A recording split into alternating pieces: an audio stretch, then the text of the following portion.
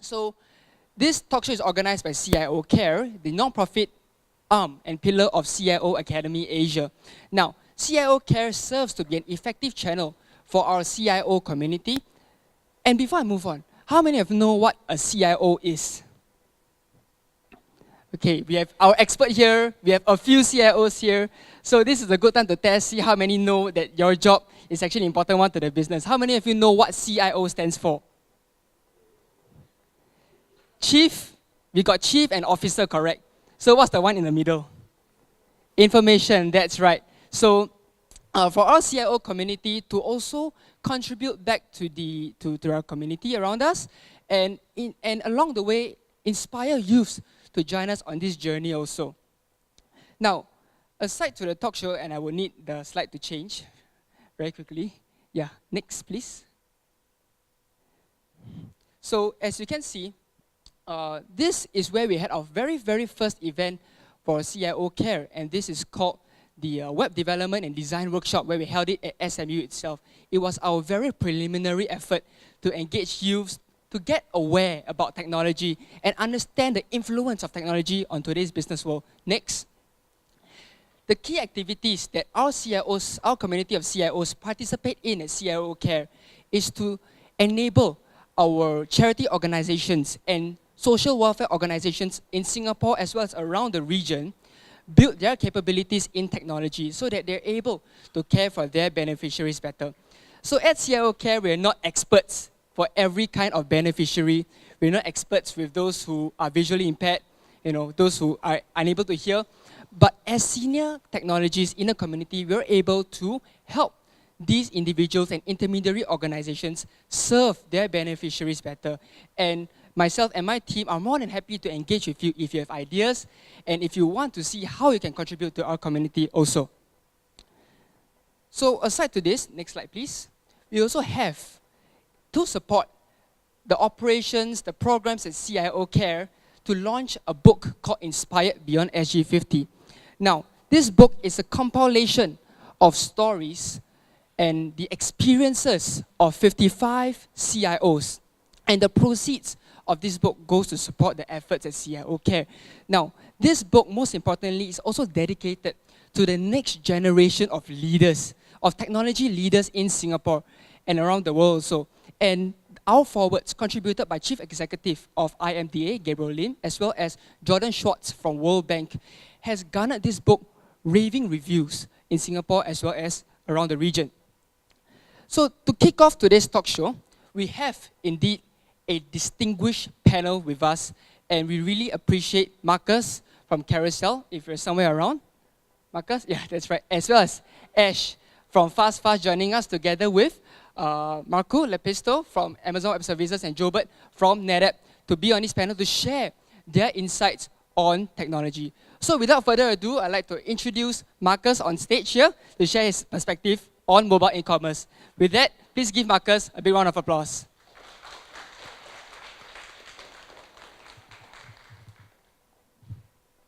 Thanks, David.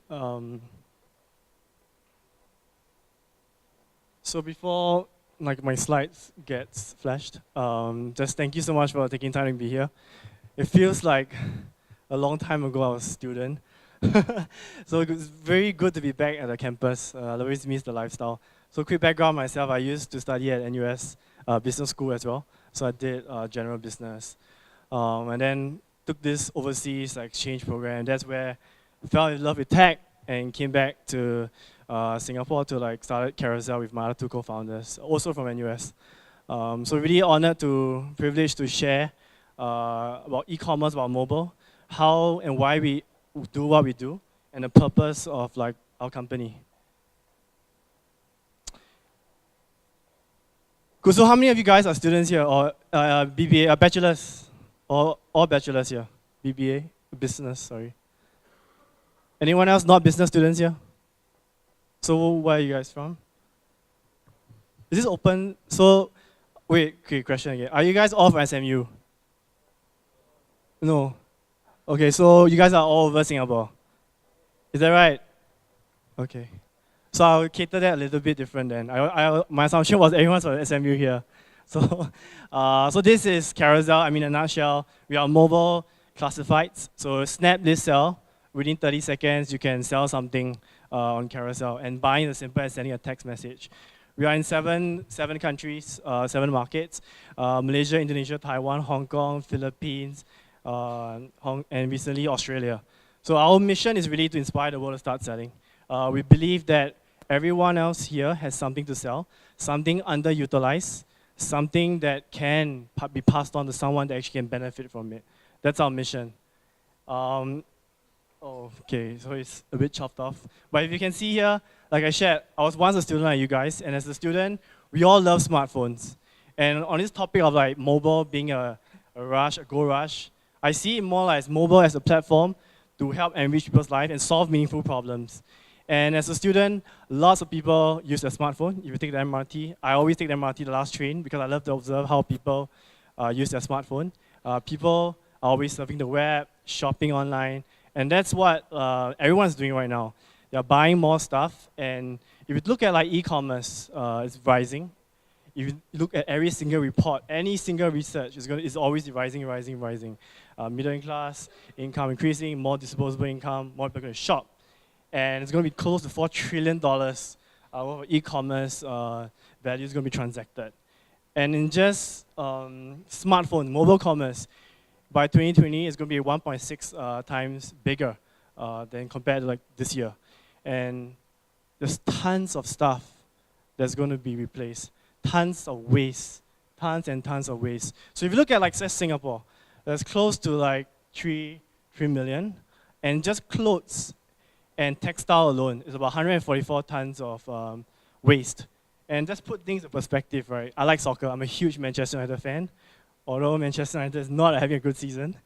But if you just take like a perspective of how many stadiums of wastage in a year, it's close to 2,000. And all these are recyclable. 8% of them are recyclable. And that's what Carousel's mission is to help people repurpose, sell this all underutilized stuff, things that you're buying impulsively on e-commerce site, and help pass on that piece of product to someone that can benefit from it. From an old MacBook Air, where a parent can buy for his children, to like a camera, which I'll share later, of an underused camera that I used where they can take photos of their children. All these are like collecting dust, and it can be passed on to someone else. And that's just a tip of what mobile can do, because it simplifies lots of things. It reduces friction for a lot of things that we use it for. And at Carousel, we take this just a simple problem and we just want to try to solve it. And my plea for the smartphone generation, you guys, the Snapchat generation, is to think about problems that you can solve, problems that you feel that you can do a better job with, and to think about ways to build it. That's my plea to you guys, right? We are in a once-in-a-lifetime opportunity where mobile is constantly rising adoption, it's cheaper, everyone's going to have access to a smartphone. And like for me, like a business student, I picked up design, my co-founder picked up engineering. So everything is possible, like on the internet, you can just Google for it, and you can just learn from it. And that's my plea to you guys. Build something meaningful and something like that solves your personal problem, personal itch. So this is like an example of like, this is not my room, but example of things that like underutilized, right? Your cameras, your old Nokia phones. Okay, maybe this is not the Nokia era, but your old gadgets where you can sell it. Think about all those stuff. Try to sell them on Carousel. And these are like examples of the underused like wardrobe that's bursting, where all these things can be useful to someone else. And I used to use sites like Hardware Zone, Club Snap to sell my second-hand cameras. I love to trade photography equipment. I use the Nikon. I love like checking out all the prime lenses. And I buy and sell on those forums without losing money because it depreciates very little when it's a second-hand. And I used to trade that all on like Hardware Zone. It was just very painful to use those sites. To sell something, you take a photo, you take out an SD card, crop it, upload it on a web hosting site, embed the link. All this took minutes. And if I asked my dad to do it, he would refuse to sign up because it was so difficult. So that was the whole hypothesis. Just a simple problem that we wanted to solve for ourselves. We wanted to like build something on mobile, something social, something simple. So that's what we did. And what we realized is that as we dive deeper, as we prototype it, as we scale, we realized that it's a problem that many of us actually face. From a dad that one of the users shared on Twitter, taking and selling his fishing equipment to students trading Magic Pokemon cards or whatever. It's something that everyone can adopt. So it was an eye-opening experience where what we built for ourselves was just like solving our own problems. We never built a company, we never wanted to build a company, but it was what we realized that people actually started using it, starting adopted it, and it's just like it. And then when we dig deeper of like why we even started, it was this place, the inspiration. Like I shared earlier at the opening, we took this exchange program, so we were in SV, Silicon Valley, as part of this overseas college program. So we took classes at Stanford, just immersed ourselves in the entrepreneurship network, and also like work at a tech startup. I worked in San Francisco in an internet finance company startup, like Yahoo Finance, trying to disrupt the industry. And just went to events where you meet people from Facebook, Google, Twitter, companies with great purpose and mission, and just wanted to solve a meaningful problem. And we were inspired. We came back, chanced upon buying and selling as a personal itch, and that's how Carousel got started. So we just wanted to use technology to solve a meaningful problem. And as we going back to this topic on like mobile, Go Rush, if you think about it, right now, depending on which report you read again, 1 to 2 billion internet users, majority on smartphone. And in 2020, in 3 years' time, 3 to 4 years' time, now it's 2017 already, it's going to be 6 billion. There's going to be 4 billion people coming on internet using smartphones. And that's where everybody here has opportunity to solve a meaningful problem and just like improve people's lives. Be it from healthcare to forest commerce to like information to anything like transportation, like what Uber is doing. There's so many things that you can solve. Just building something on software, something so scalable that can reach so many billions of people. It's just mind-blowing to think of how much like impact we can create in this world. So about Carousel, so back to Carousel. So right now, we are in 7 markets. This is our Singapore office, Taiwan office, and we are very thankful to be able to be partnering great investors like Sequoia Capital and Rakuten Ventures. We have backed big companies like WhatsApp, Instagram, Pinterest. So we are learning a lot from this group of people and just building something so scalable, and just our vision is really to serve billions of people around the world. And we are classified for the smartphone generation. Snap, list, sell. As long as you know how to take a photo, you basically know how to sell on Carousel. And everyone should benefit from this lifestyle of like buying and selling, repurposing things, and reusing stuff. So this is our founding moment, some photos of how we looked like back then. So these are 3 of us at a Block 71, Ayer Rajah. So that's a hub like a hub here, like for all the startups from 3 to 5 to 10 to 20. You can find startups all there doing fintech, biotech, media, everything, you can find them there. That was when we first started, just 3 of us. So I would do design. Surey, my co-founder, would do product, user experience, research. And Lucas, my other co-founder, my CTO, would do the engineering. He does all the magic of the app. And then later on, we managed to convince our first intern and our first engineering hire, a backend engineer, Victor and Huang, to join us. And that was where we were 5 of us for like close to 1.5 years, 2 years. Just 5 of us, razor focus on solving this problem. We didn't take any salary for close to 2 years. Just relentlessly focus on building it. We learned a lot. We failed. We made so many tons of mistakes. Lots of 1-star reviews, trying to figure out how to build an app. Crashed like mad. But eventually, we managed to scale. And that was where we raised a seed round of 800K USD led by Rakuten Ventures, and subsequently a Series A round by Sequoia Capital, and recently by Rakuten again, 35 million. And we have built a senior management team from Airbnb, from Alibaba, Property Guru, and various companies that help scale great companies, help us build a great company based in Singapore. So if you think about like mobile, think about like the opportunity. It's an opportunity for everyone to build something simple. Something simple in a way where it reduces friction. If you think about technology evolution across time, it's always about reducing complexity, making it simple, making it visible, to do something to solve a meaningful problem for a user. And that's what we do at Carousel. We took something that took minutes, we put it down to like 30 seconds to sell something, and our next version of Carousel will be making it milliseconds to sell something. And that's what we're trying to do, make it super simple. Second thing is discovery, making it very simple to discover personal using data, making it relevant. And that's something that we do at Carousel. A lot of things we do at the back end that's invisible for the people to help people discover. And lastly, something that we're very, very passionate about is about the community. How can we connect interest graphs, connecting the dots of users in personal interests? From cameras, like for myself, to people who like board games, to people who like cars, property. All these things are interest graphs, and we want to map it out on Carousel because we want them to find the best deals and also reuse and repurpose things that are underutilized. And that's what that's the summary of the Carousel experience. It's very, very simple to describe the Carousel experience. Yeah, I mean, our purpose is really like to inspire the world to adopt this lifestyle, to buy and sell, so that they can fill their lives with more meaningful things. Be it taking away that space in your wardrobe so they can feel more meaningful things, or buying secondhand where it's a lot cheaper and it reduces like overconsumption. So this is the industry we're in. So we started with a problem, then we started digging deeper, and the industry, the business model we're in is the classifieds business. So if you look at how we have reimagined it from 1.0 days to print, if you take your Today newspaper, you flip it to the back, it's the classifieds, right? You look at properties, jobs, services, you can see some furniture movers there and so forth. That's 1.0. 2.0 was Craigslist, Gumtree. You search, you post, it's text-based. It's great, but it's not simple enough.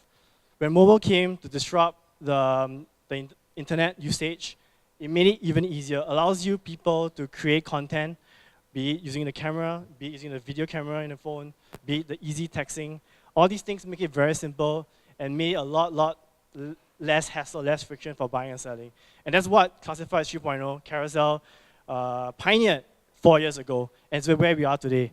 And for the future of Carousel, 4.0 is where we want to make it intelligent, we want to make it smart, we want to use data science, machine learning, now with like lots of like program, like data that we can use to make it even simpler so that it's more relevant and people can sell faster. So that's Carousel in the future, but taking back to the ground zero, people always ask, what's it like building a mobile startup? This is us back then, 3 of us figuring out a lot of things, like how to use the internet. This is like setting it up on day one. And this was us like marketing and like doing a lot of things that don't scale. We are big fans of Paul Graham from Y Combinator. I read all his essays. If you guys don't know Paul Graham, please go Google him. His short form is PG. He has helped build companies like Airbnb, Stripe, mega companies with great impact and great purpose. One of his great articles was Do Things That Don't Scale. I'm a firm believer of that. And that's exactly what we did early on. So we did things that don't scale. Even to today, we go to the market, we ask users to try the app, beg them to try the app. In fact, David was our first few users who gave us a shot at using Carousel. Very thankful for him. If it wasn't for him, I don't know, maybe Carousel wouldn't have gone to where we are today. He customized designs for the community, and he was one of the most popular recommended sellers on Carousel. And it was people like him that gave us a chance to actually survive Carousel, in fact.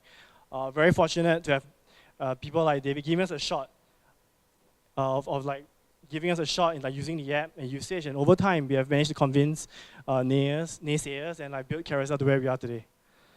So this is our first real office. It's a shared working space like this. All we had was our computer, laptop, and a monitor, and our time, right? Then later on, people thought about what we took like 2-3 days to think about what the brand and name is. We had lots of names. We had like Snapsell, Snapflea, Pocket Market, Buy Sell, whatever. We came out with so many names, but we nailed Carousel after watching Mad Men. So I'm a big like Netflix watcher. So I watch a lot of dramas, and one of the biggest like before you have House of Cards, the big show back then was Mad Men. It's about advertising, branding. And one of the things that I really love and enjoy is like branding advertising. And one of the episodes was about Carousel Projector. So this was a Carousel Projector back then where the lead actor, Don Draper, the protagonist, was pitching and selling to a Kodak film client about this time machine where you can share photos, stories of things that have a meaningful purpose. And that is exactly what we wanted to do at Carousel. We wanted people to take photos of things that had sentimental value, had nostalgic value, and share it to the world. Things that they outgrew, it's like their old toy, their old camera, they outgrew, and we want them to pass on to someone else. And that's exactly what we want to do. That's why we built Carousel. And it was so nice that we can add an L behind, and it's a cell behind, so it's like a carousel. So people who don't know what a carousel is, they know it's a cell, somehow a cell verb back at the end. And we designed it in a way where it looks like a camera, so where people can, if they don't know what a carousel is, they look at it, it's like a camera facing up. And it was so much meaning and so much nostalgia, and that's why we ended up using Carousel. And red because I'm a huge Man U fan. So that's the color that we have. And this was like marketing, right? Marketing 101, going to flea markets, going to Zouk. The last time I went to Zouk was, I don't think I've gone to Zouk for the last 5 years since starting Carousel. But the only time I went to Zouk for the last 5 years was doing research, talking to the users at the... So Zouk has this flea market every few months, and I was there like talking to sellers, getting feedback on how to use the app, giving them prototypes, building like demos, and just showing them how to use the app. And we got a lot of feedback from the community on the weekends. We came back, put all those ideas into wireframes like this, and then we just learned how to build the app. Yeah. So Lucas will learn how to build an app on Xcode. We will learn how to do like community building, marketing. I will read up like a lot of female blogs to understand how female think, like Nasty Girls, Love Bonito, just reading up all these things, refining my copywriting skills, 5 top summer picks of the whatever. Yeah, just refining that, reading up all these things just to learn about the demographics that you use Carousel. And then when we launched, everything that can go wrong just went wrong. We were down.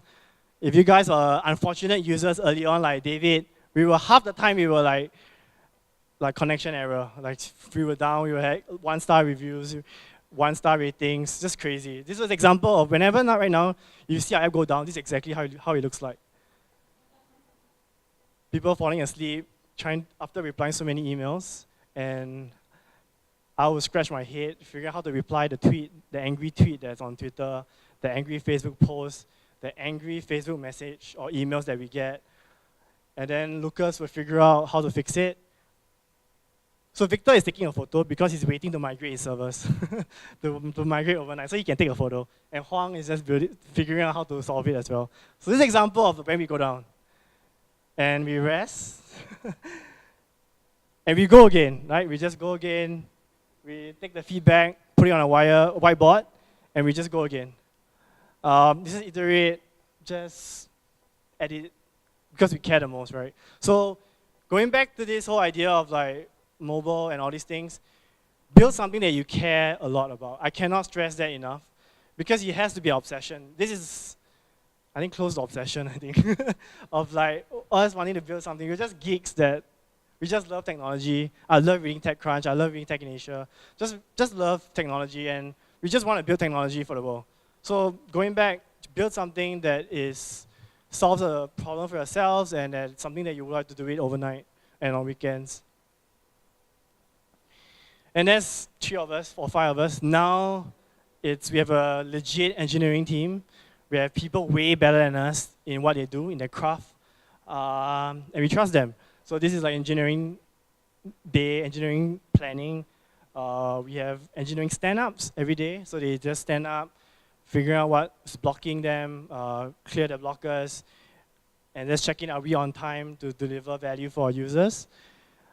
The infrastructure team monitoring, so we don't have to do that 3 AM thing again. So they have charts that would give us alerts if you go down. Now we have this set up. Then we have product team planning, using the sticky notes, post-it notes to just figure out what to prioritize, what to solve. We have design branding planning session where we create and figure out what's the design language that we want to use for certain campaigns, and just iterating and mocking out. We have the operation and marketing team, the different international teams from all the markets I shared. So there's a support team. where it looks at like how can we create, how can we have these service standards, replying emails fast enough to queries that users have. We have marketing the community, the comms team, the partnerships team, just figuring out how do we create value for our users. Yeah, and our secret sauce and our deeply engaged communities are what makes Carousel special. The various meetups that we have, from people who use the app like David, from Singapore, Philippines, Malaysia, Indonesia, to like Taiwan, Hong Kong, and Australia. All these are just like meaningful experiences that we have whenever we interact how they use the app. And just makes the whole journey meaningful and like rewarding. This is our first Carousel LAN, where our first outdoor event to collaborate with our community, giving them like space to sell their stuff. In Taiwan, we do it as well. We tried something quirky this time, ex-boyfriend.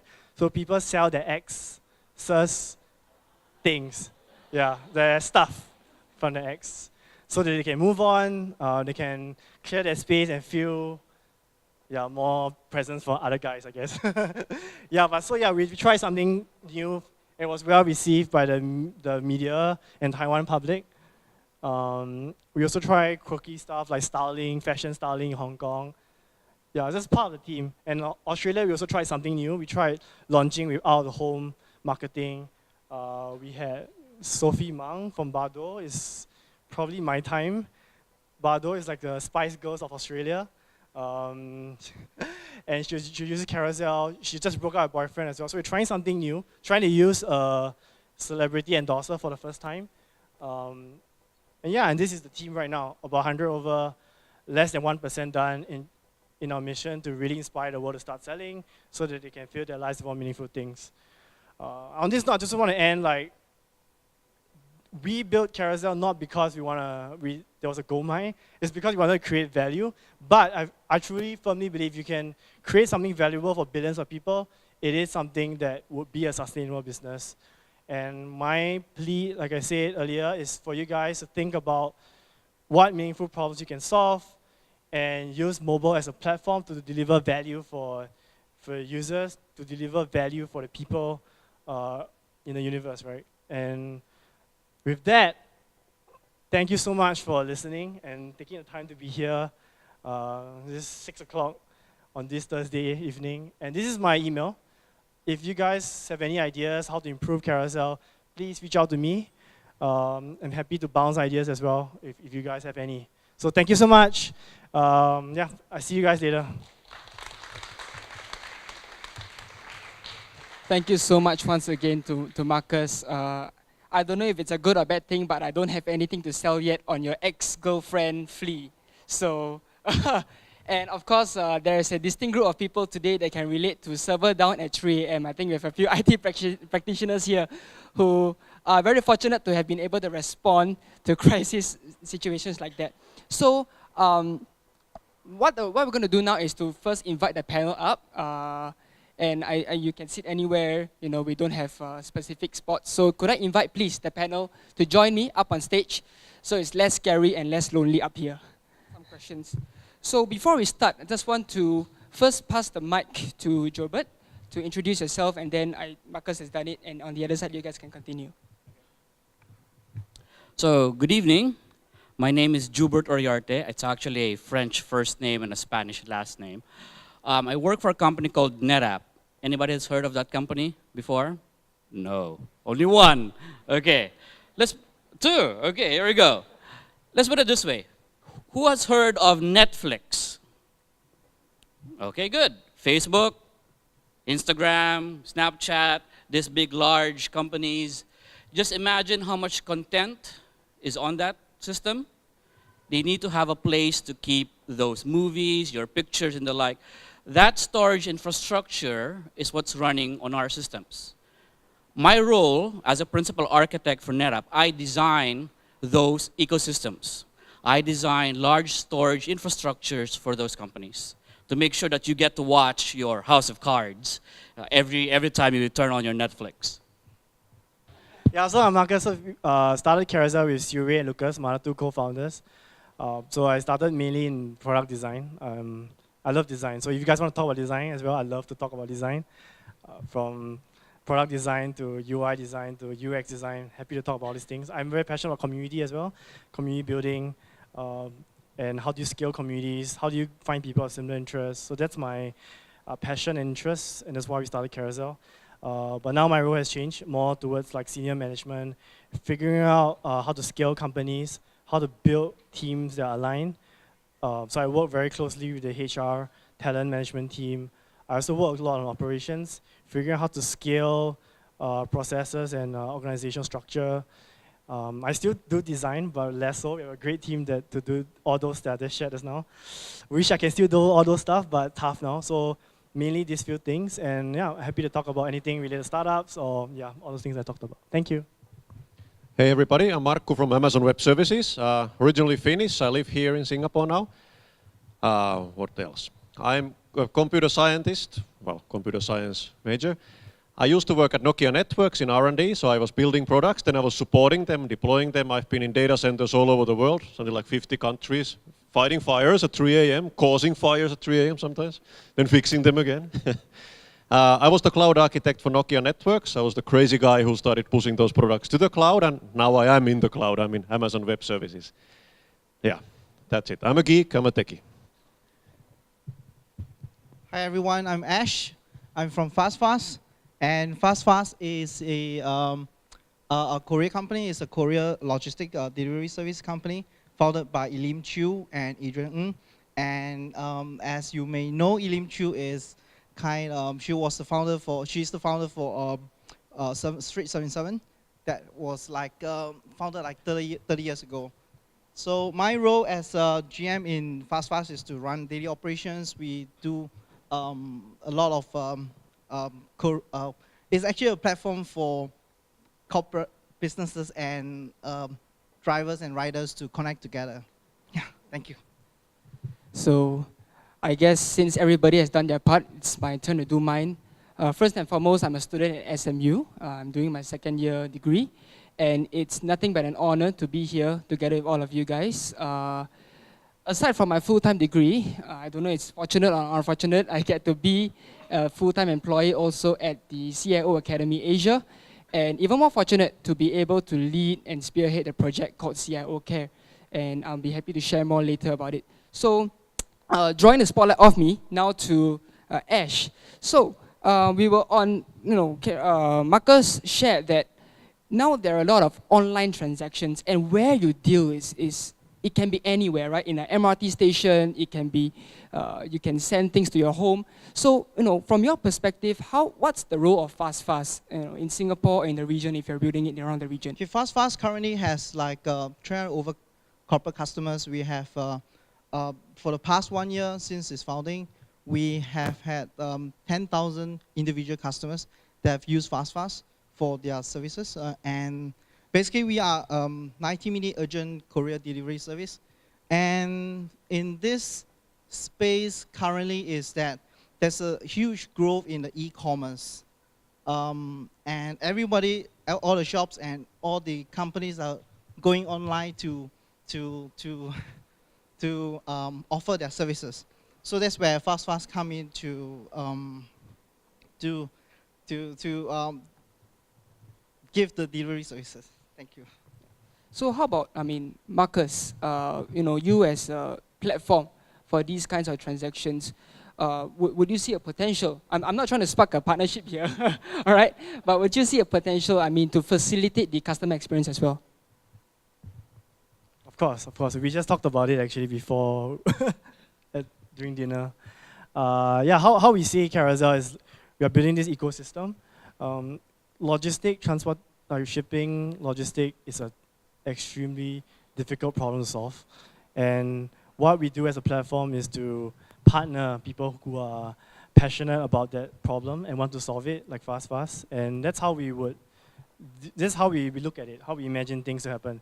For us, the single most important thing we want to do right as a startup is to focus, right?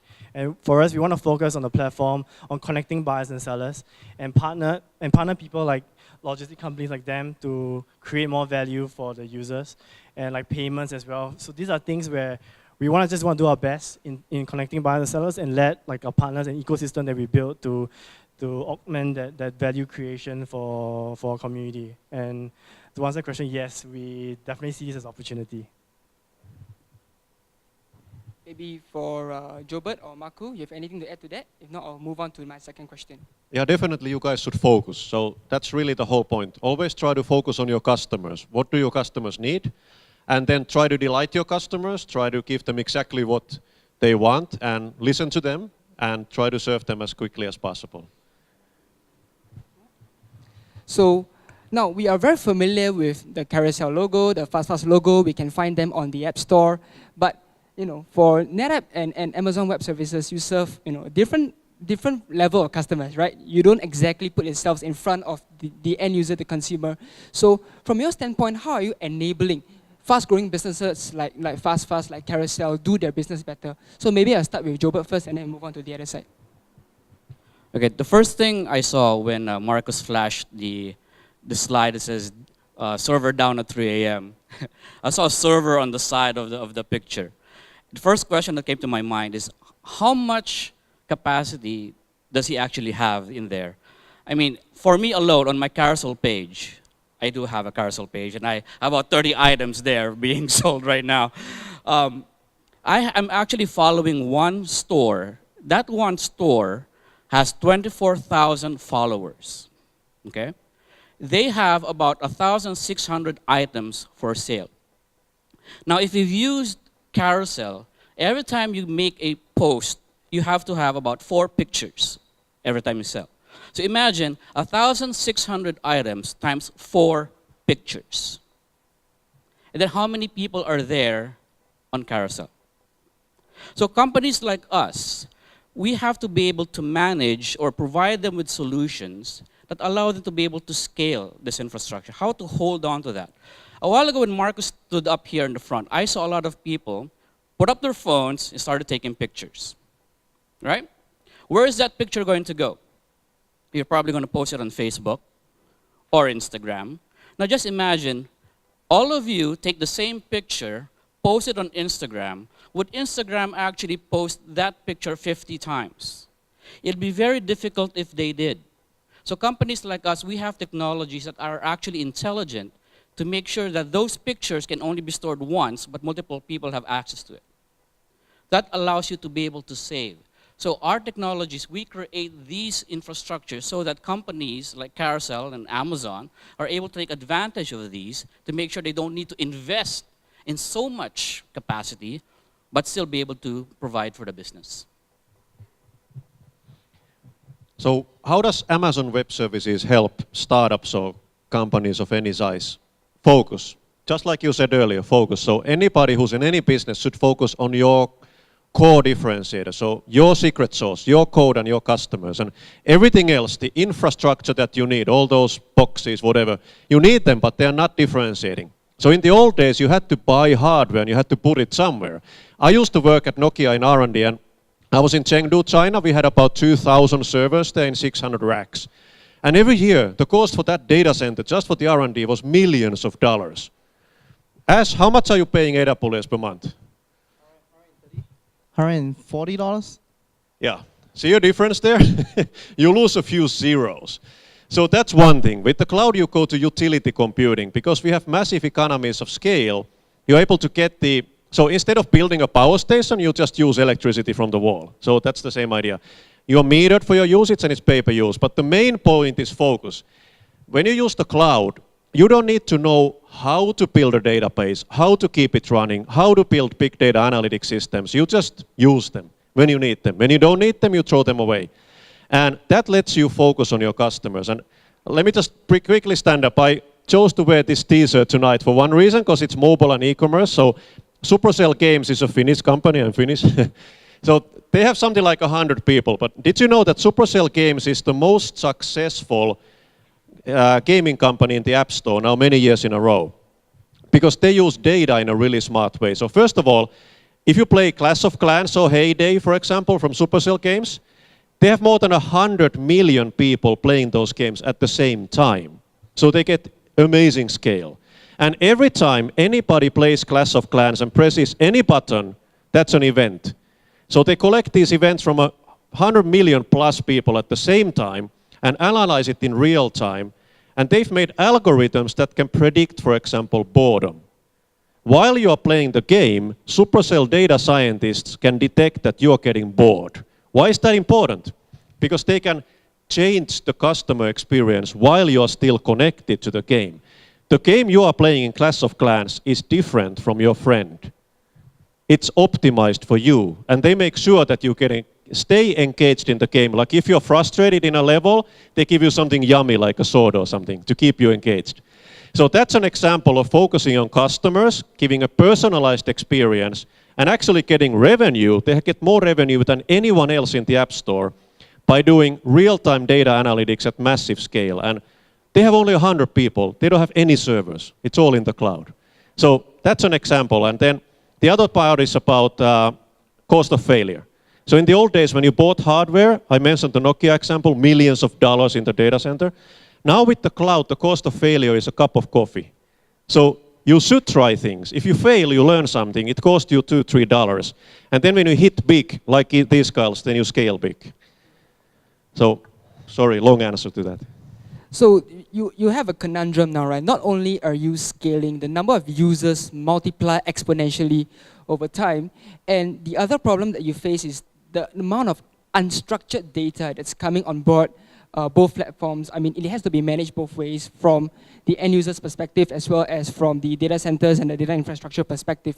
Now, how do you ensure across different platforms, online, offline, across different channels, you're able to manage this unstructured data and make sure you continue operating efficiently and effectively to make sure that you do not compromise on the customer experience? It's open to the floor to answer. I was waiting for you to answer first so that I can give the back-end portion of it. But okay, so what I wanted to add on there is that with current technology now, what's important is that when you start a business, for example, your business starts small and you want to be able to scale up. Your infrastructure has to follow suit. You start small and you have to scale up. Now, your business may change as the years go by. For example, Fast, Amazon, and Carousel, the way they operate now may be different on how they operate next year or probably 5 years from now. When you purchase or when you invest in a particular technology, you want that technology to last you for several years, meaning that technology should be flexible and be able to adapt to your business. You should not have your business having to adapt to what the technology can provide to you, whether that technology be on servers, on software, or storage. The technology within NetApp, in my company, it's flexible enough so that you can configure it in such a way that it works for you. You want it to scale up. You want it to scale up, meaning you add more disks to it, or you scale horizontally, meaning you add more compute power to it. So in any way you want to do it, you should be able to have your backend infrastructure to be flexible enough to adapt to your business. In the same way with Amazon Web Services, well, I don't want to speak for them for now, but they also have that capability to be able to provide you that compute power and that storage capacity at any given time, depending on what your business needs. Just to add on from a starter experience point of view, thoroughly benefited with all these pay-as-you-grow kind of services. Like early days, like that picture I showed you, we were spending like, I think, the whole night trying to migrate to Amazon actually, medium instance, just to like set up going, because our codes were not optimized, right? Any startup, you won't optimize your codes until probably you find challenges that you can't solve by just expanding or paying more money. But early days, you could just pay for medium meaning capacity, basically capacity to compute the things that you're doing, like uploading photos, chatting with people. So my point the point I'm trying to drive here is that the easy to set things up on a go over a night, it's available right now with services like with cloud services provider like them. And it's very simple for anyone you guys here to actually start with like low capital or low investment, because there's always like a free to close to free tier where you can just test. And only when you hit critical mass and scale, that's where you need to pay up more. And the chances of like, that's where you can, it's a good problem basically. It's a good problem when you have to start paying and you are hitting traction. It's a good problem in the sense where you can actually start raising capital or like getting resources if you have that. But you can start zero or start close to zero because of services, SaaS, software services like them in starting a business. Yeah, actually, I was thinking, how do I complement what this gentleman said? And what's happening now, the trend clearly is that, okay, I mentioned the Supercell example where they do real-time analytics on the data. So that's really the point, that you have data. So first of all, you have to store the data. So whatever you do, it doesn't matter what your product does, it's collecting information if you actually store and collect the information. So who is using my product? How are they using it? What are the problems? It's all there if you just collect the data. So we recommend to people that nowadays it's cheaper to collect all the data than to make a decision what to collect. So collect all of it first. And it can be unstructured, like you mentioned earlier. Doesn't matter. So collect all of it. Keep it somewhere that's scalable and secure and low cost enough. So put all the data in one place and then start playing with it and extracting information from it. So nowadays people have started adding value to their product with things like machine learning. So making your product better, where the product learns from the data and people's habits. And now the latest trend is maybe artificial intelligence, where there's just too much data coming for even data scientists to try to understand it. So artificial intelligence is automatically trying to understand this data. And why? Again, so that you get better features, better user experience, better personalization. So you get better, happier customers. So use your data to drive your business. So, okay, maybe just to guide the conversation a little bit. Yeah, now, Marco, sure. you mentioned something about analytics, and we're gonna revisit that very shortly. But I just want to give Ash a question right now. Now, Fast, I think was started very recently in the last couple of years, right? So, how do you then? And the big word that's going around the market now is going agile. And as a startup, agile, that's your identity and your DNA. So, how do you prioritize your investments, and how do you take care of the infrastructure that you have to build along with your innovative ideas also? Fast started like 15 months ago. So, and we, as I mentioned, the tractions that we have currently with all the customers, corporate customers, we have close to 300 corporate customers and 10,000 individual customers who have used us. So for us to be agile is, currently our team is very small. If you go on Fast website, you'll be able to see all the graphical and all the UI and process and stuff like that. But our team is actually very small. Our team is like myself, one operations and one intern. 3 of us running operations for such a mass market customers. Which is surprising because when I visited his office, there were a lot of people working, but they were all from another development organization. So it's actually my office is 3 people running such a high-powered, successful app. So just to build on what you said, right? How do you, if let's say you have 10 ideas, what would be some guidelines for you to prioritize which idea goes out first and which will bring you, how do you prioritize these ideas? Okay, in Fast, a lot of times we are doing a lot of firefighting as what a software like a startup would do. And we are in this logistic kind of industry. So logistic is, as you know, is kind of hurly-burly. So a lot of times you have to talk to the customers, drivers to link them all together. And this is something which is very draining throughout the whole day. And for myself, my role is to prioritize what is really important, which is to have larger customer market share, and also getting investment in to help to run for the next 6 months to 1 year. All right. So both from an operational capacity point of view and also from an innovation point of view, let's have to go back to Marco's point on analytics, right?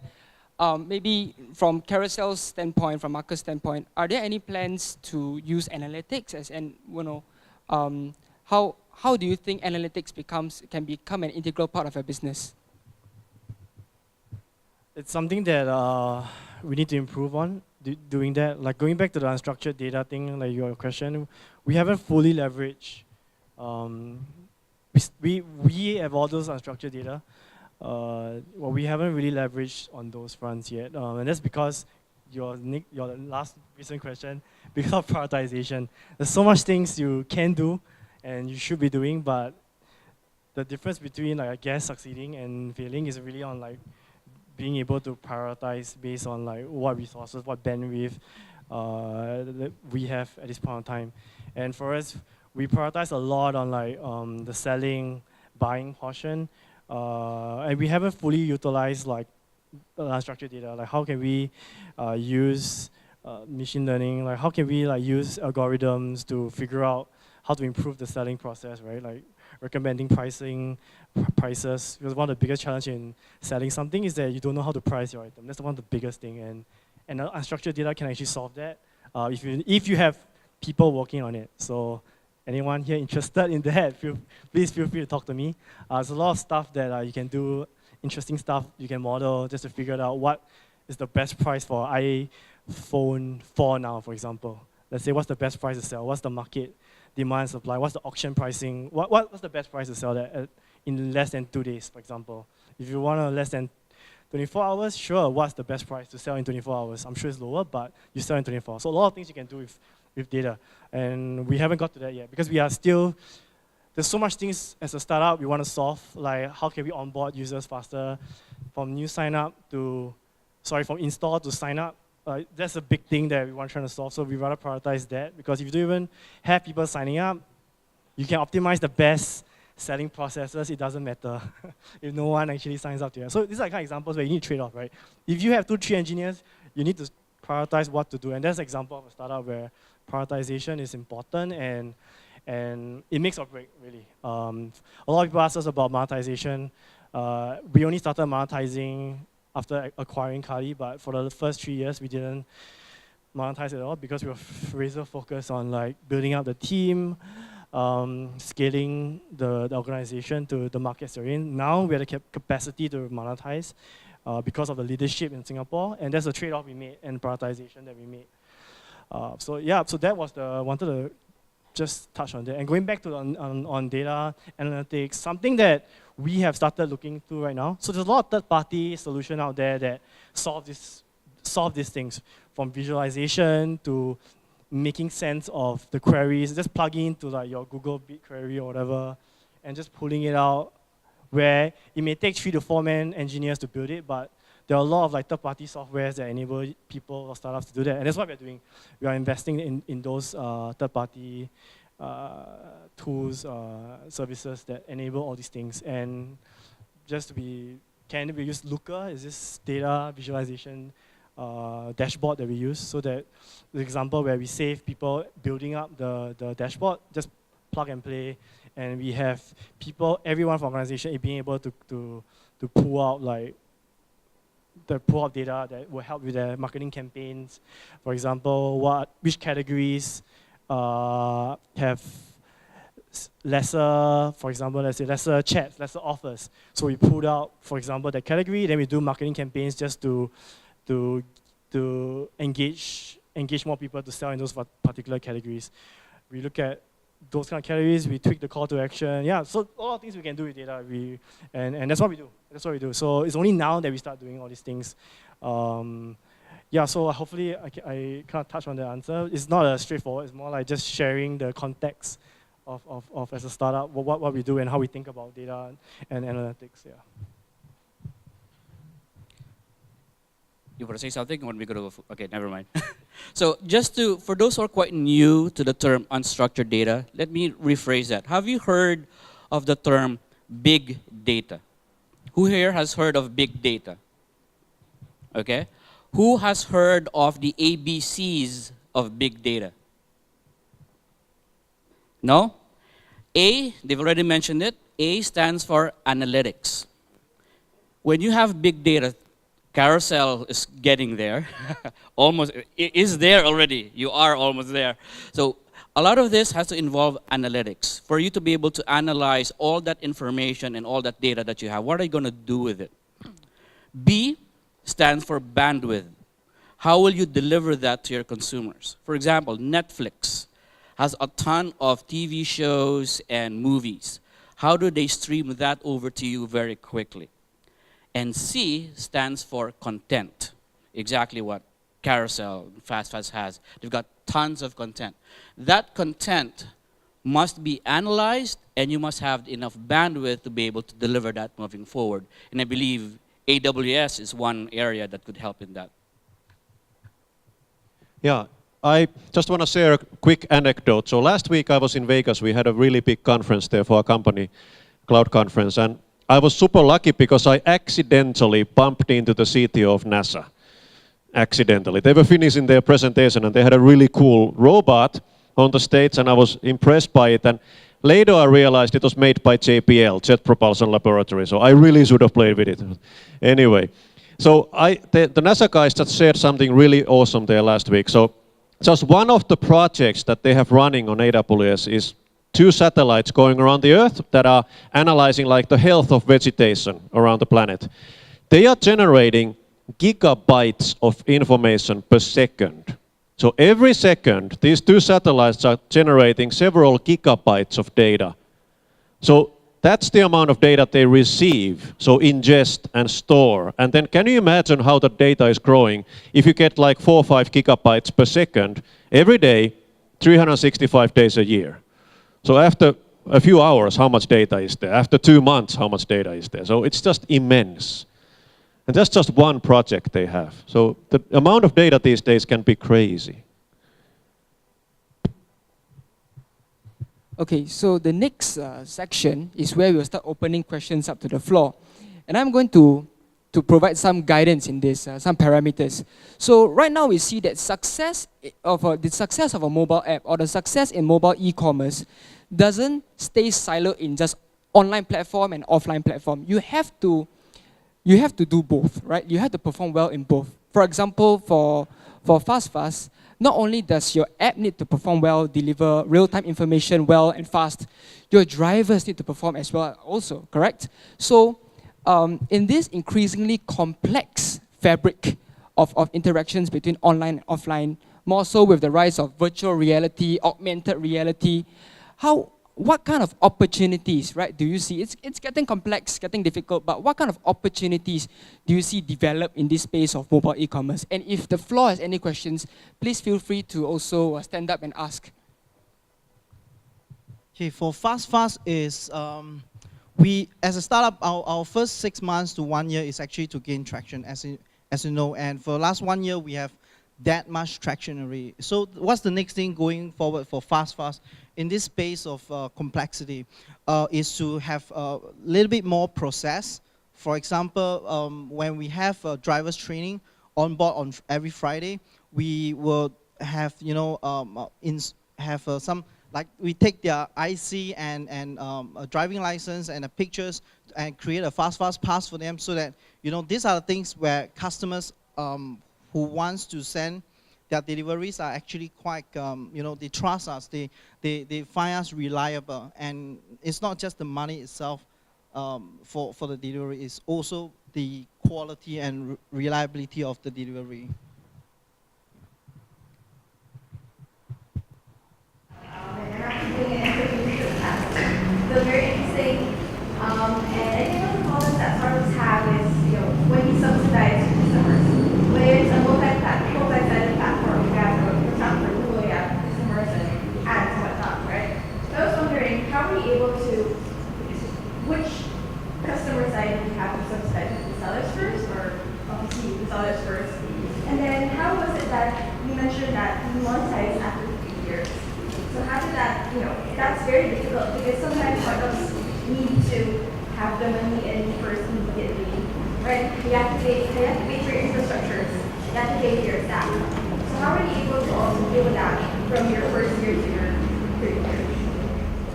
So the first 1.5 years, we had 0 salary. Yeah, we just live on our savings. We use our savings basically. So like the 3 of us, we spend a year in US, we save.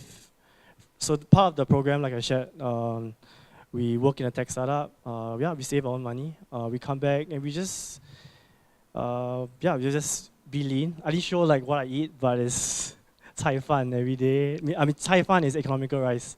It's just like 2 dishes. And yeah, jokes aside, being very lean and just eating it and those kind of rice. And it's only about 1.5 years in, or like towards the end of like beginning of 2013, where we had a grant from ACE. It's a 50,000, but we still had to put our own 20,000 in the ACE grant. But that money went to the server, so at least we had a grant to help with the server cost, and to, like I shared, 2 other people. We had an intern, so we paid the intern, and we had a first part-time actually. It wasn't a full-time, it was a part-time engineer, and that 70K was enough to just to ride that tough times. But that helped us focus. So we focus on like delivering value. It's hard to explain everything in just concisely in this, but maybe I can summarize 3 things. The first one, we fix retention. So we were like going to the flea markets, getting a lot of users, right, sellers, but they drop off, they churn. They download the app, they churn, they go away, they lose track. So we built a lot of mechanics. We engineer a lot of mechanics like welcome emails, transactional emails, where it's automated, just to get them hooked to the app back again. Whenever there's a like, whenever there's a chat. And we also built push notifications, so that whenever there's any activity in the app, we send a push so that they can come back to the app again. So all these things we learned. We had no idea, but earlier when we first launched, this was important, and we started building it.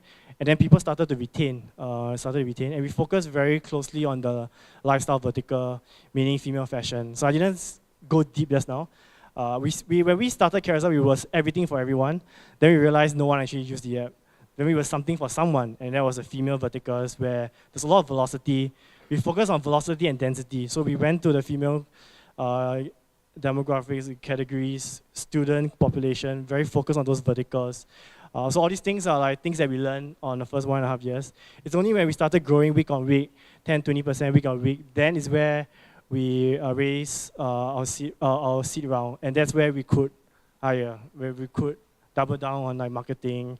We don't have to go to the flea market. We still go, but at least now it's amplified with like artillery of digital marketing or social media, right? At least it's amplified, all these things. So, but early days is very focused on like delivering product value and making sure sellers are retained and engaged. And it's only then that we managed to raise capital. And for the longest time, it's just 3 or 5 of us. Until we got product market fit, then we started scaling. So success of Carousel is not like that. It's totally not what it is today. Success of Carousel was only 2 years in, where you start seeing like press, but early days wasn't like that. It was people like David giving us a shot using Carousel. That is real startup. Zero marketing, going out there and trying to figure out what's that value for people like David to use the app. That is startup. Yep. I think my question more relevant for startup, Fast and Carousel. So I understand that government regulation is perhaps something that's one of the most important factors in consideration in starting a startup, or maybe just maintain the processes.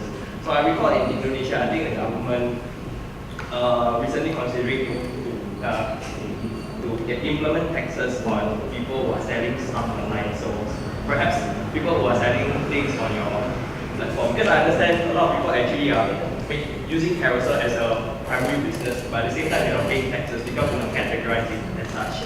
And the government all the time, because this kind of stuff is still a new technology, it's a new environment, they're still trying to cope. It's the same thing how AMS recently clamped down on the P2P public financing. So how do actually startups prepare ways where we just take it in, once it happens, then something around that time? I'm not sure. For Fast, our drivers are basically freelance. We are the Uber for delivery. So as you would expect, that sort of concept is, we have 2,500 drivers trained in Fast for the past 1 year, and they actually are not certified. They don't have a process where they certify themselves as a delivery driver. There's no something like that. It's like Uber drivers without a taxi license. So that sort of situation doesn't apply to us that much. What we are more looking at is the traditional courier companies. There are a lot of them. In logistics there are a lot of them, and it's a very price sensitive industry.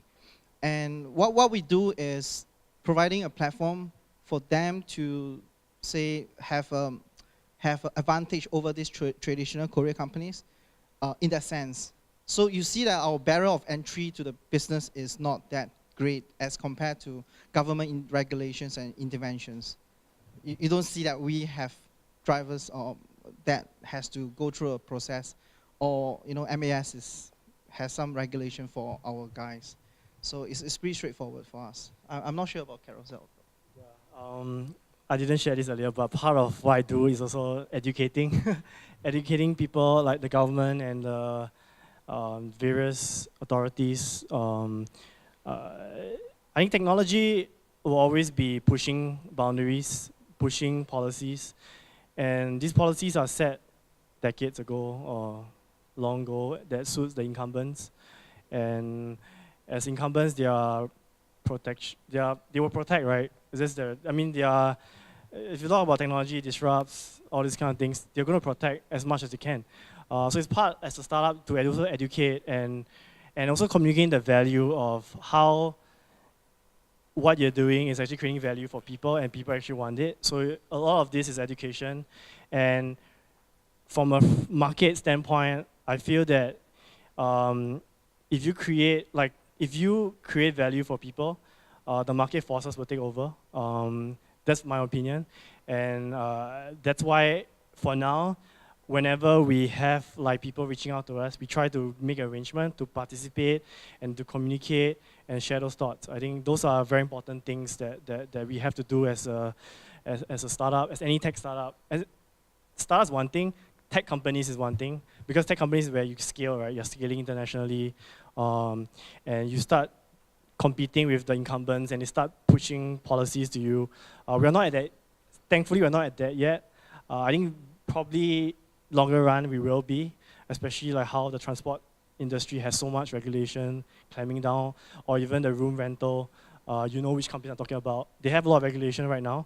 I think our time will come, but we're not at the stage yet of having need to address all these. But from a personal standpoint, I do reach out, or people do reach out to us. I'll do make an effort to communicate and share the impact of what we are doing. And actually, we are helping people set up mini shops, creating value for stay-home moms. So this is the kind of things that we need to educate the market of the value creation of all these things, and how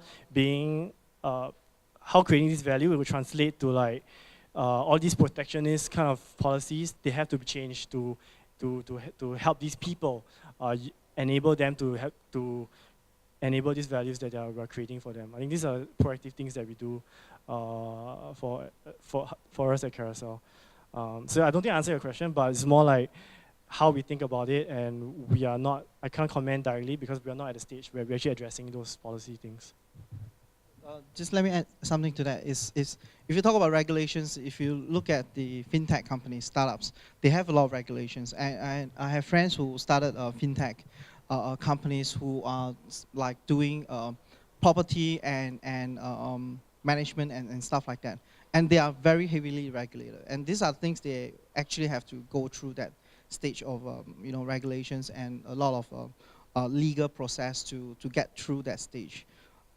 So it depends on the industry that you're actually in. As I mentioned, for us, it's pretty straightforward. And for a startup, usually we don't really look at the entire, the whole stretch of 5 years plan. Usually it's very short term. It's 6 months, 1 year, and 1.5 years. And what do you want to do after that?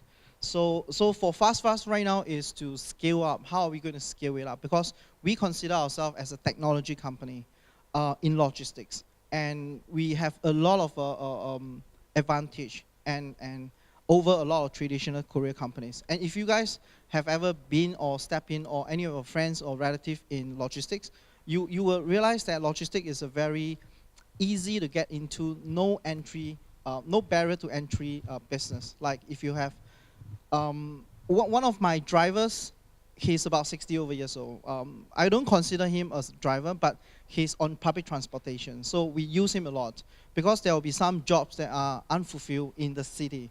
Because drivers and riders coming into the city is you have to pay parking charges, high parking charges. Let's say if you park at MBS, these are places that it's very hard to get drivers to come in. So we get uncle like him to come in and help with the job. So those are the things that we look at, and for the we don't really consider so much regulation eventually. And you can see that it's zero barrier to entry. Anybody can be a fast driver. Come every Friday for training.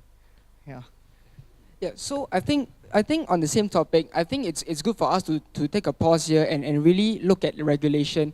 If there are regulators here, it's not to antagonize you, but it's all about creating a sustainable environment, right, for the economy to continue to progress and upgrade itself.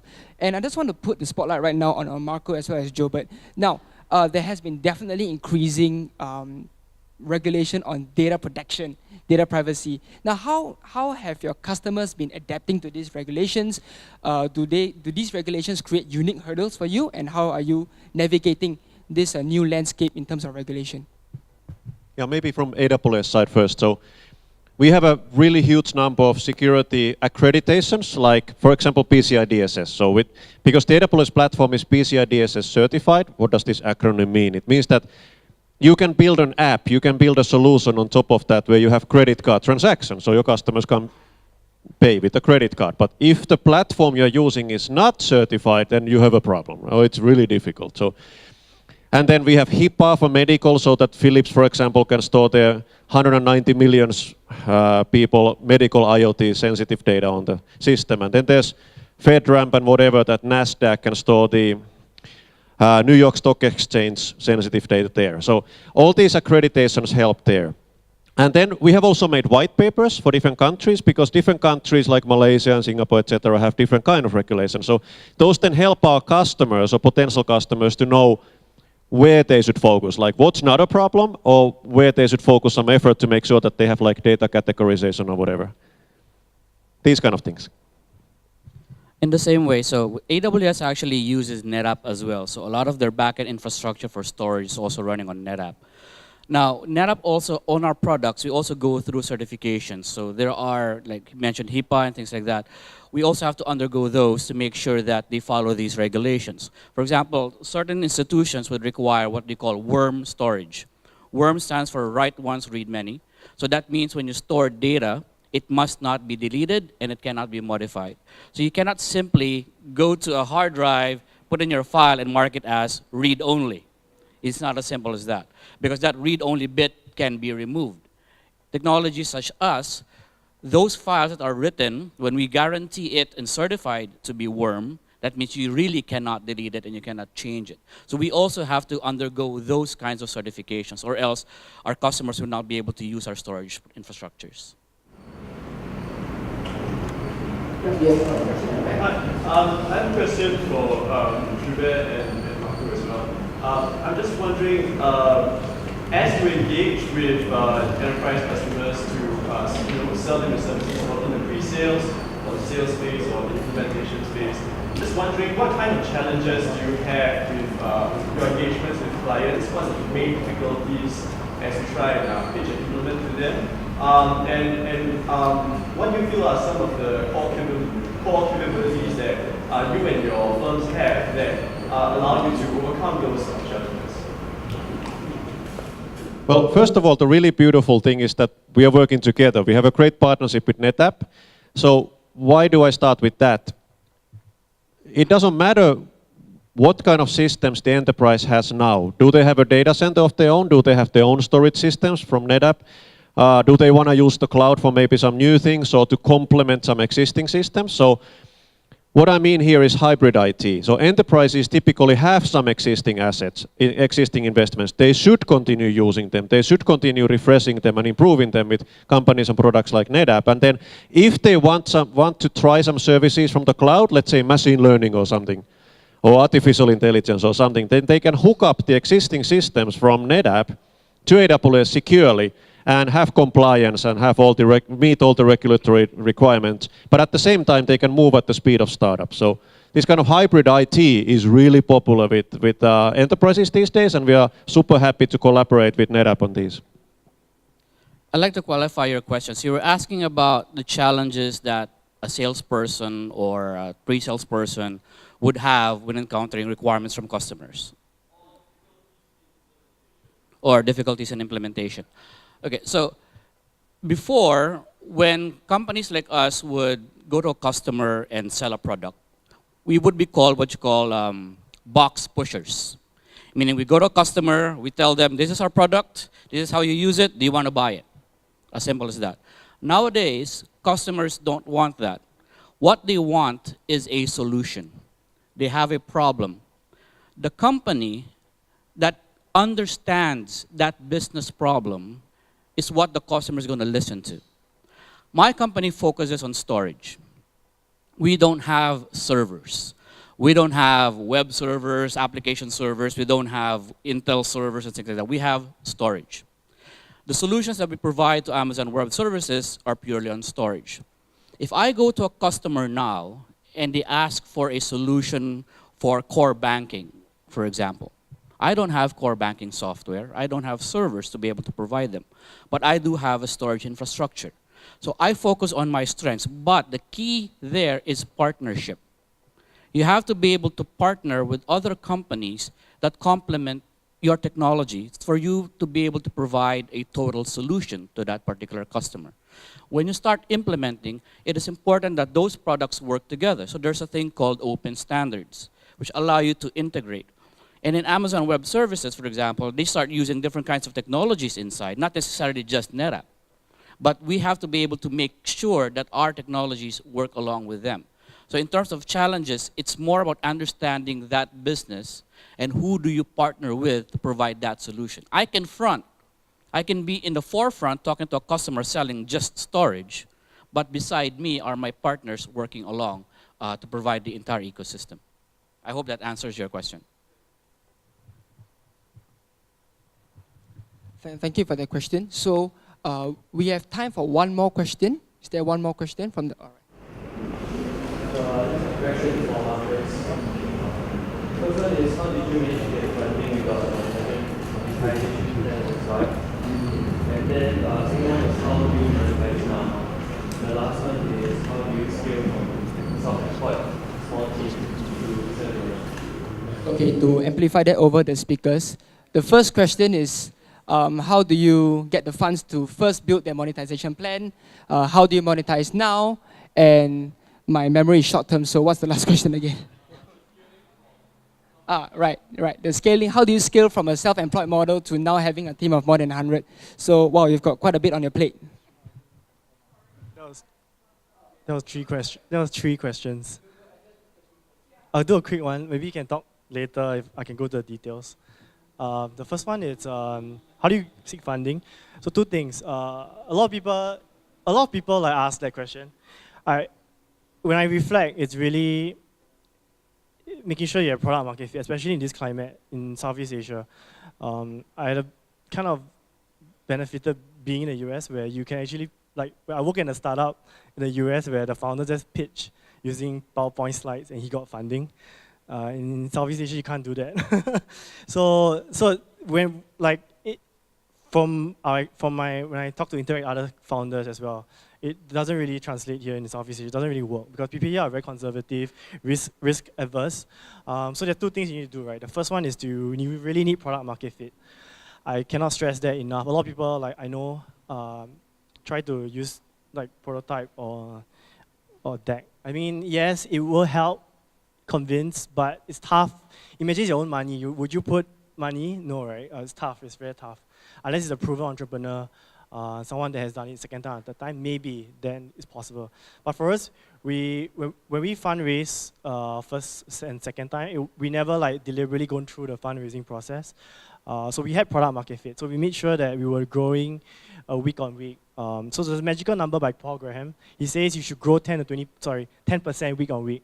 That week on week, meaning like this week you have 100, next week you should have 110, and you just like 10% week on week. So you should target that. That was the number we just targeted. The second thing is find a mentor investor. So for us, it was Vinny from Go to Get Ventures.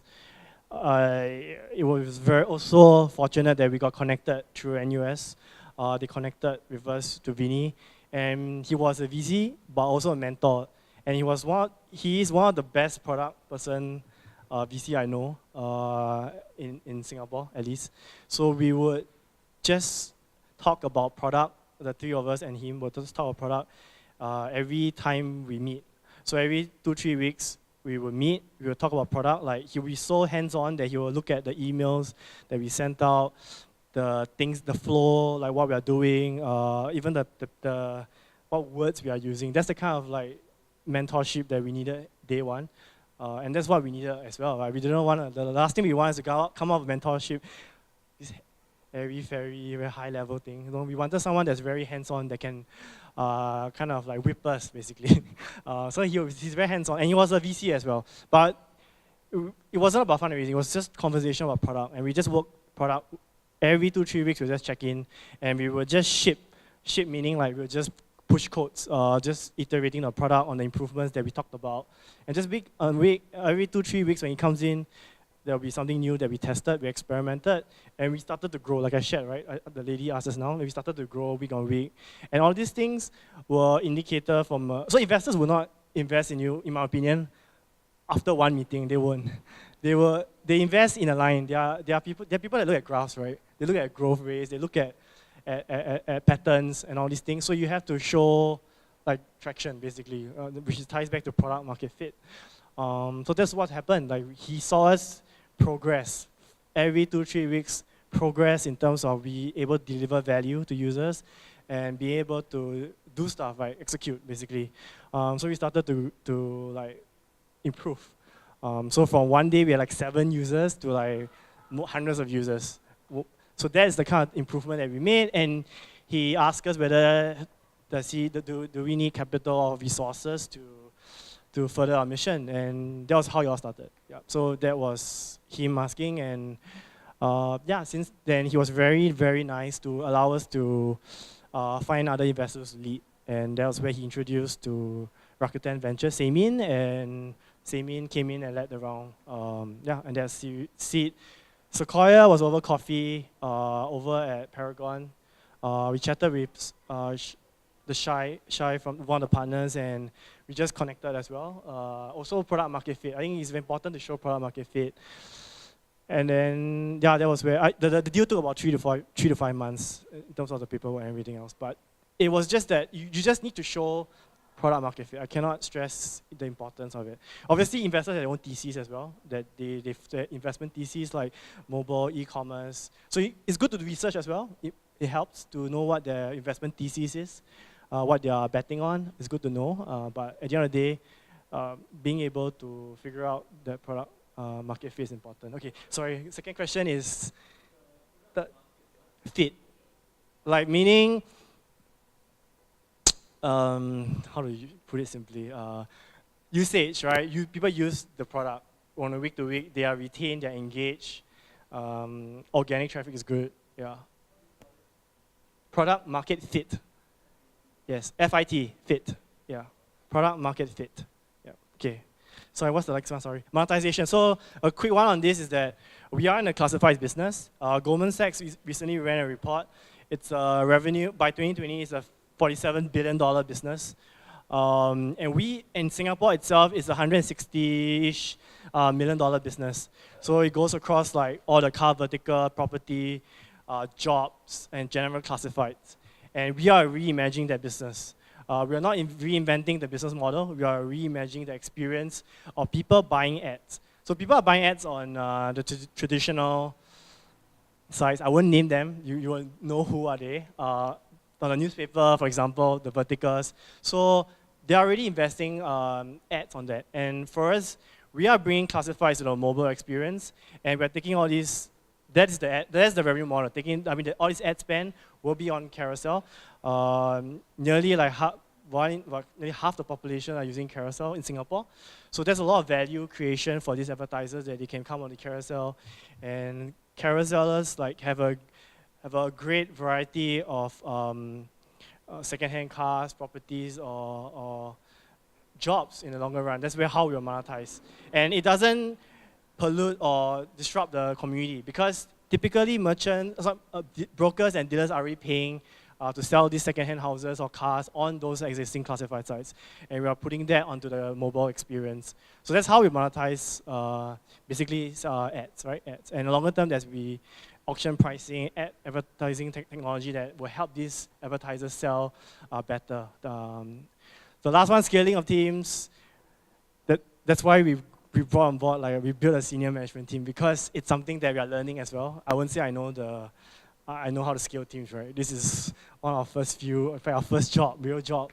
So we have JJ for Airbnb, the MD for Southeast Asia joining us. We have Winnie from Property Guru and Alibaba joining us. Rakesh from a India tech company, which has IPO'd on the NASDAQ, who has done M&A, joining us as our CFO, just to help us build this company. I don't think I have clear answers to how to build company from 3 to 100 now, but I think high level what we learned from them is really like being able to set ambitious goals and having a great culture of experimentation and learning, right? I think that's the culture that we built. And my job as a founder is to really scale that culture and make sure that the culture is still there. So culture of like problem solving, showing care. We show a lot of care early days. It has to manifest even at 100, right? And we hire for those fronts. So hiring is so important in what we do and what I do as a founder, like making sure that everyone checks the culture list, meaning like they are resourceful, we are so scrappy, they have to be scrappy. Yeah, so the key to scaling is hiring well and hiring people with leadership experience and where they can pass on the experience to the junior hires that comes in. So yeah, so that's in a nutshell, those few answers. So, yeah, so in the interest of time, I would make sure you have your time with Marcus later, but it's for a conversation. So we are very happy here to have our speakers to share with us, and I would really love to go on to talk about talent acquisition, but that's going to take us another half an hour, 1 hour. So if you guys are resourceful, scrappy, you guys know a little bit about tech, you guys want to find out how to be part of the innovative tech ecosystem right here, please approach them. I don't know if you have vacancies open for internships, but that's possible, right? You don't have to be a techie to work for any of these companies. I'm sure you've heard there are many, many different functions that require talent and help in to ensure that companies like FastFast, like Carousel, in fact like Amazon, as well as NetApp grow sustainably over the next few years. So with that, I'd like to thank the speakers once again so much for joining us. Can you please give them a round of applause, please? Thank you. So can I invite the speakers to go back to return to your seats? I think you have been in the hot seat for long enough. Yeah, thanks. Okay. Thanks, Ash. Thanks. So why do we bring in data infrastructure partners like Amazon Web Services, NetApp into the picture when we're talking about startups, right? Mobile e-commerce. Because in today's environment, we cannot grow as an island. We cannot develop our apps if we have a brilliant idea. We have to leverage the robust solutions offered by the partner tech community around us. And that is why it's very important for even fast-growing companies like FastFast, like Carousel, to be versed with technology solutions partners, such as our speaking panel today. And if you want to get yourself connected, tapped into this community, you don't have to exactly imagine yourself to be a guru in business, to be a guru in technology. The curve to learning technology is indeed one that is steep. But that is why we are very fortunate today to have NetApp contribute a free course. It's called a MOOC, which stands for Massive Open Online Course, that introduces you to the world of data and infrastructure. This is the very first course we are offering as part of our MOOC program. And along the way, we will be offering more opportunities for you to learn and at your own pace the different facets and domains of technology and how you can understand technology better and hopefully through our courses be able to pursue qualification and enter this industry at your own call and willing.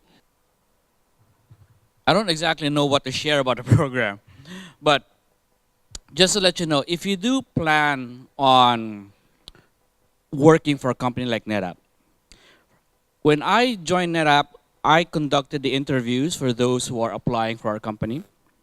Now, I didn't look at what their background is. I didn't look at whether they knew anything about storage or they knew anything about NetApp. What I look for in a candidate, for example, is summed up in one word: passion. If you have passion enough, regardless of whatever you want to do, you can achieve it. If you want to work for a company like NetApp, all you have to do is to have passion to be able to pursue and sell the products and sell the solution. I don't care whether you use storage or not, but if you go for a course such as this, for example, that would help a lot, especially competition is pretty tight. Now, the foundation of anything, for example, whether you start up a business or you work for any company, whether you have a very strong piece of software or very strong database, what's the one thing you cannot live without?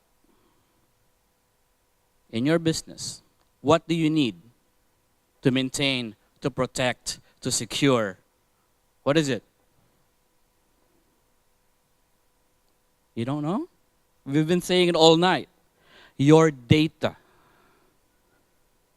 Your transactions. Whatever it may be, your customer information, all the transactions, your pictures, your media, all of this is data. Fast maintains data. Carousel has a lot of data. Netflix has a lot of data. You can't survive without it. You want to understand how to protect that. Something like this might help you out. Thank you, Jobert, for your quick sharing. So I believe all of us are very eager to now get up, stretch a little bit and warm up to each other, and network, of course. And with after Jobert sharing, if you're keen to find out more, you can scan a QR code or you have a handout. And if Nikesh could help me just switch the slide one more time. And once again, we are from CIO Care. If you're keen to meet with us, we'll be here to speak to you. And with that, thank you very much. Have a great night. Thank you.